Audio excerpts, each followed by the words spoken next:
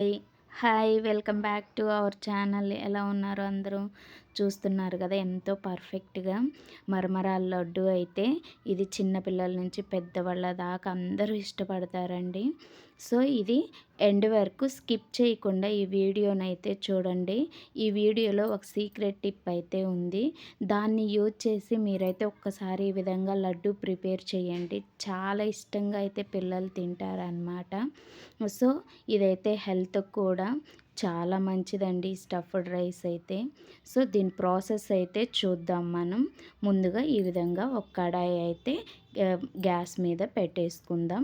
ఇప్పుడు దీనిలో నేను 250 గ్రామ్స్ బెల్లం అయితే తీసుకున్నాను. ఇప్పుడు ఈ బెల్లం తడిచేలాగా కొద్దిగా వాటర్ అయితే యాడ్ చేద్దాము. సో చూడండి ఈ విధంగా వాటర్ అయితే యాడ్ చేసుకొని దీన్ని మొత్తం బాయిల్ అయితే అవ్వనిద్దామన్నమాట. ఇది పాకం పాకం వచ్చే వరకు, ఇలా అంటే పాకం కొద్దిగా ఉండలాగా అయ్యే వరకు మనం మరిసెలకు పడతాం కదా, ఆ విధంగా పట్టుకోవాలండి.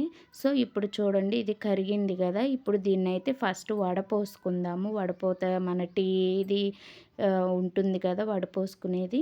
ఎందుకంటే ఇందులో రాళ్ళు, చెత్త, బెల్లంలో చిన్న చిన్న రాళ్ళు అవైతే ఉంటాయండి కంపల్సరీగా. సో దానికోసమైతే ఈ విధంగా అయితే వడకట్టుకుందాము. ఇప్పుడు మళ్ళీ గ్యాస్ ఆన్ చేసుకొని దీన్నైతే పాకం అయితే పట్టుకుందాము. సో ఈ విధంగా అయితే బాయిల్ అయితే అవ్వనిద్దాము దీన్ని మొత్తాన్ని. అసలు బెల్లంతో చేసే ఏ ఐటెం అయినా ఎంతో హెల్త్‌కి ఎంతో మంచిదండి అసలు. బెల్లం అంటేనే ఐరన్ కదా. సో ఇదిగో ఈ విధంగా ఉండొచ్చేలాగా మనం అయితే బెల్లం పాకం పట్టేయాలి. ఇప్పుడు ఆ సీక్రెట్ ఏంటంటే, చాలామంది ఇలా వేస్తారో వేయరో నాకైతే తెలీదు కానీ, ఒక్కసారి ఇప్పుడు ఈ స్టేజ్‌లో ఈ విధంగా ఒక టేబుల్ స్పూన్ ఘీ అయితే యాడ్ చేయండండి. యాడ్ చేసి ఒకసారి మరమరాలైతే లడ్డూ చుట్టండి. చాలా చాలా టేస్టీగా అయితే ఉంటుంది. సో నేను 250 గ్రామ్స్ బెల్లానికి 350 గ్రామ్స్ మరమరాలైతే తీసుకున్నాను. ఇప్పుడు ఈ పాకం మొత్తం ఈ మరమరాల్లో అయితే యాడ్ చేద్దామండి. సో ఈ విధంగా యాడ్ చేసేసుకుందాము. మనం బెల్లంలో నెయ్యి వేయడం వల్ల స్మెల్ కూడా చాలా బాగా వస్తుంది. ఇప్పుడు ఇది మొత్తం ఈ విధంగా అయితే కలిపేసుకుందాము. కలిపి దీని మొత్తాన్నయితే చల్లారిన తర్వాతే ఉండైతే చుట్టండండి. చాలా బాగా త్వరగా స్టిక్కీగా అతుక్కుంటుంది త్వరగా. వేడి మీద అయితే చుట్టద్దు. చూడండి ఈ విధంగా అయితే నాకు మొత్తం ఇదైతే చల్లారిపోయింది కాబట్టి ఇప్పుడు నేను చూడండి ఎంత ఈజీగా అయితే ఆహ్, ముద్దలాగా అవుతుందో. సో ఈ విధంగా అయితే మనం మరమరాలైతే లడ్డులాగా చుట్టేసుకుందామండి. చూడండి ఎంత బాగొచ్చిందో.